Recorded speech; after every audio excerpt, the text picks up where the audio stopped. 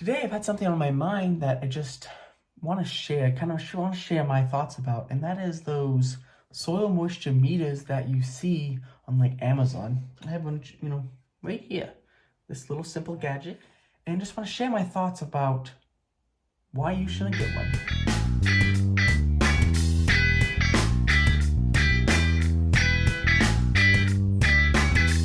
So to begin with, these probes are very simple. So it begins with it begins with this one right here, this copper looking one. So these probes, they don't actually measure the water in your soil. They actually measure the conductivity of your soil. So they measure how electricity is flowing through it. And so it's very simple. When your soil's dry, it doesn't, the dry air that's in your soil is not a good conductor. So therefore, electricity is not conducting through soil very well. But when it's wet, water is a good conductor of electricity. So therefore, electricity is very easily able to be conducted through the water. And so it works like this. So you have kind of two probes. So this is all for the water, measuring water in your soil. So there's two parts. The one part here, this is one probe, and this other part is another probe, and separated by this little piece of plastic right there. And so of course, when it's dry, there's no connection between this one and this one. But when it's wet, there is a connection from this one to this one, so that the probe is able to measure how much water, and it's able to say, okay, there's water in your soil. The problem with these probes, there's actually several problems with these type of cheap probes you can find on Amazon. First of all, they give you a list of all these plants, and they usually say, okay, for example, a croton plant, they say at 7 is when you need to water it, right? And then they give you, all these other different indoor plants that you can have. They say at this number, you need to water it. When it gets to a 6, you need to water it. When it gets down to a 4, you need to water it. When it gets down to 1, you need to water it, based on what type of plant it is. And so the thing with that is, what if the plant you have is not on that list? What are you going to do? You don't know what number. You don't know, what number it gets down to. It gets down to 4. Is it supposed to be a 4? Is it supposed to be a 5? You don't know. And so you have to do like a comparison of, okay, this plant is kind of similar to this one, so you kind of have to do some guessing, and then you're like, okay, when it gets to this number, you can water it.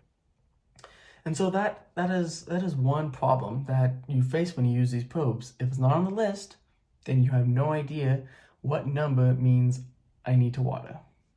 Then the next problem that I see with it is you can't calibrate them. So as they get worn, as they get damaged a little bit, you can't calibrate them to make them more accurate again. So therefore, they'll keep getting less and less accurate over time, and therefore those readings become useless to you. And mine right now, as it sits here in dry air, it continuously reads 1. It doesn't go down to like 0. It doesn't go down to that. So it's constantly reading 1, 1, 1. So does that mean it's constantly off by 1? You just don't know, because there's no way to calibrate it and check it against anything. And so that could mean, okay, a 7's actually an 8. So a 7's actually 6. That's what I just said earlier. But there's no way to check it against anything. And therefore your readings can be inaccurate from the very beginning. So the next thing that we need to consider is the soil itself. The soil plays a big role. So say if you had a compact soil versus a non-compacted soil. So the compacted soil, say you added the same amount of water to both soils. If you put it in the compacted soil, it's going to show it more wet because there's less air. So it's so it's compacted together, all the air is out of it, and any space that's left is filled with water.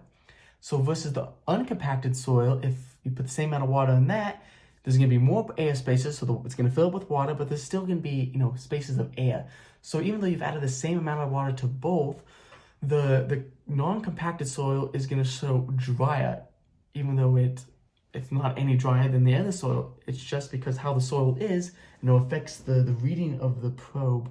And so the probe, does tell you whether the pot's getting drier or it's, not getting drier. And, it will tell you that. but I don't think it really gives you a good idea when you need to water. You don't know when to water. The list itself may not always be accurate. And so I would give a warning of caution when using these. They can be handy, but they can lead you astray. They can cause you to overwater. They can cause you to underwater. And I find the best way to figure out when to water is very simple. Use your finger. Take your finger, stick it in the soil. If it feels dry, water it. If it doesn't feel dry, don't water your plant. For me, I haven't really ever used one. I should say I have been using this one, but I don't find it useful, and I never use it. I prefer to look at it, stick my finger in the soil, feels dry, time to give it a little water, and I give it a little water. And my plants haven't died yet. Know what type of heavy plant. If you have a succulent, if you have a more deserty type plant, it's gonna need not as much water. If it's more one that comes from like a tropical place, needs lots of water, that likes lots of water, make sure you give it lots of water. And so it's really good.